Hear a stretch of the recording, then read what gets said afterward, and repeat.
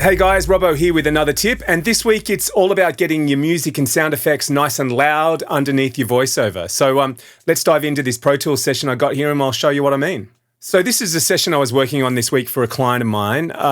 It's just a little sweeper, nothing too exciting, but I'll play it through and you can have a quick listen. If your ute is the office, lunchroom and toolbox, this one's for you. Another I-98 tradie anthem.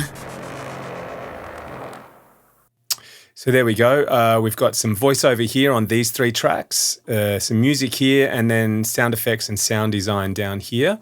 The usual standard fare for me in my Pro Tools sessions, my voiceover comes down through this voiceover bus here. There's a parallel compression bus that we've talked about in another tip if you want to go back and find that.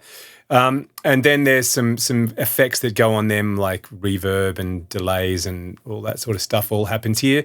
And then it comes down, the voiceover at least, comes down to this track or this bus called VO Sum.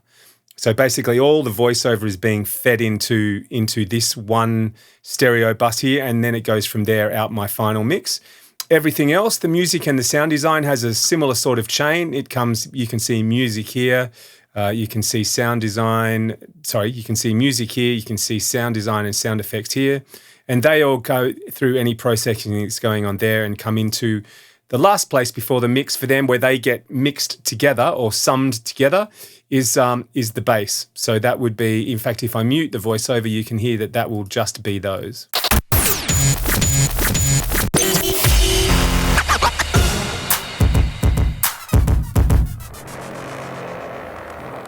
So that's the bass without the voiceover. So if we put the voiceover back in. Now there's the opportunity here for me to process on here. I don't do a lot of it. On here there's a compressor that's sort of just basically gluing together, I guess for want of a better term, all the different voiceover components. So in some cases, if there was sound off tape or movie drops in radio parlance, they would be going through there as well. So that compressor is just sort of massaging it all nicely together. And on the bass track here, there's another compressor for the actual bass that we listen to. But it's actually, whilst it's working on the music and the sound effects, it's not reacting to that's coming in. It's actually reacting to my voiceover bus. And that's happening by me sending a split of my voiceover from here. So my voiceover goes out of the voiceover sum into the mix bus, but it's also being split off here with this fader and sent from there over to this compressor that's sitting on my bass mix. So it's actually being selected, and the voiceover is being selected here in the sidechain selector. So I've selected voiceover sidechain. So now what's happening with this compressor is it's working on the bass, but it's using the input of the voiceover to react. So any peaks or anything like that that's happening in the voiceover is forcing that compressor to just duck the music and stuff under it a little bit. So it's not working very hard. And what I'll do is I'll play it through. And so what you'll see is that it's reacting, this meter here, you'll see that even though it's working on the bass mix, it's actually reacting to the voiceover. So let's just have a quick look at that. Let me show you. If your ute is the office, lunchroom and toolbox, this one's for you. Another I-98 tradie anthem.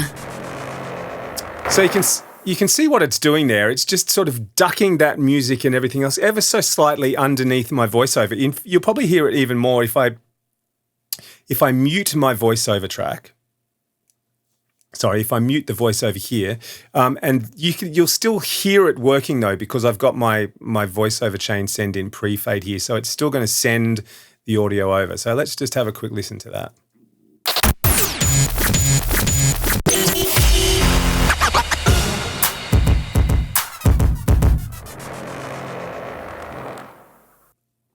So you can see what it's doing there. It's just when the voiceover comes in, it's ever so slightly just ducking my music and effects underneath. And what that means, effectively, it means that I can push that music and everything else up a bit louder around my voiceover, because I know when my voiceover does come in that it's going to be pushed back down.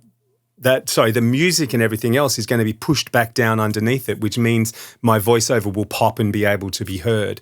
Now, this is something you could easily go in, if you were using a bus system like this, I could easily go in here and just draw in some volume automation underneath here. But it would take time, and it could be fussy and fiddly. So just by putting this compressor, it doesn't have to be an R compressor, by the way. There's 1,000 different compressors out there that let you use a sidechain.